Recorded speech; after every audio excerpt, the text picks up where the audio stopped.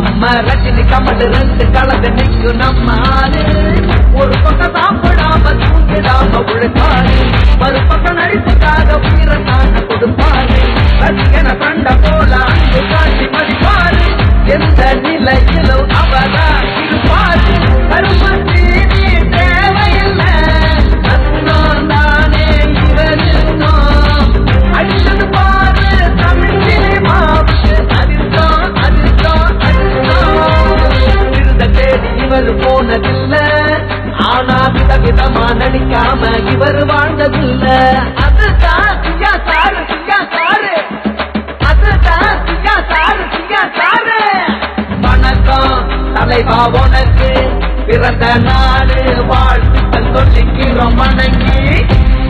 லட்சங்கள் கோடி இதயத்தில்